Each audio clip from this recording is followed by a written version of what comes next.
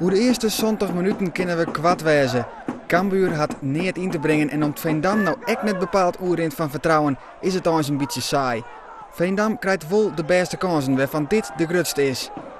De vrije trap komt van Gerard Wiekens, maar Peter van der Vlag redt in de kwarte hoeken.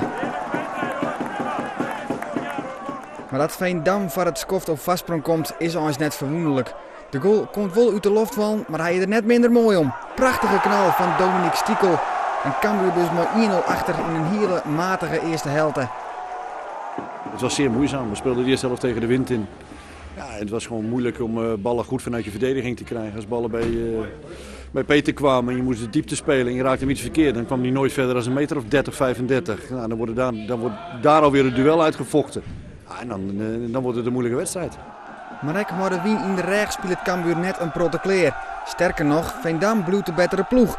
En het is aan Rick Hooiboet te tankje dat het net 2-0 wordt, want hij helpt de bal van Stiekel van de line. Maar justjes later wordt het alsnog 2-0. Oud-Cambuurspeler Ruben Schaken zet de actie in. Er wordt Slop verdienen en Mark Veldmaten maakt het de 2-0. Daarna scoren die 2-0. Toen dacht ik van het sprookje begint weer opnieuw. Oftewel, Juliana denkt de wedstrijd is dien, maar nee, het is minder weer, want de wedstrijd begint dan pas. Koen Brak brengt de bal op na in en Juliana zwaart het voor de ontsluitingstreffer.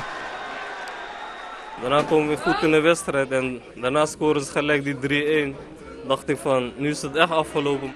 Die 3-1 komt op naam van Ruben Schaken. Hij moest zat door de verdediging rennen, werd toch nimmer oppakt en scoort 3-1 voor Veendam.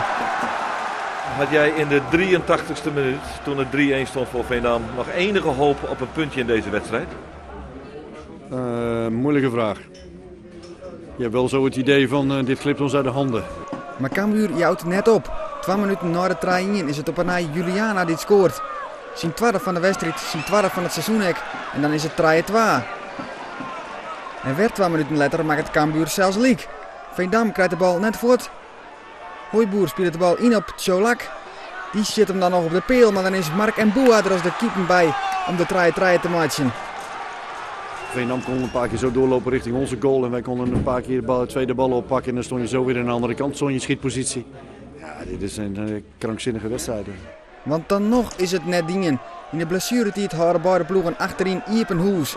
Schaken maar weer zat terugrennen en scoren. 4-3 van Veendam. En Joop Gal denkt dan dat de buit binnen is van zijn ploeg. Maar het slotakkoord is weg voor Cambuur. Het schot van Hooiboer, de rebound van Dijkhuizen en dan is het 4-4. Ongelooflijk wat er al gebeurt in de lange leegte. En Boeten gewoon knap van Cambuur, hoe ze haar zelfs veromknokt haar in deze wedstrijd.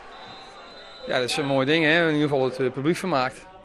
Het is binnen een tijdsbestek van 8 minuten 5 doelpunten, meen ik. Ja.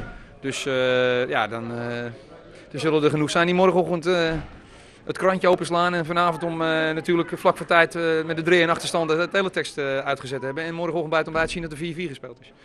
Ja, het zijn mooie dingen. En dan volgende gesprekken met de spelers geloof ik, hè? Wie mag blijven en wie niet? Ja, we gaan in ieder geval voor een aantal proberen duidelijkheid te verschaffen om te zeggen hoe ze ervoor staan. En of er verlenging in zit of dat ze inderdaad nog heel even moeten wachten.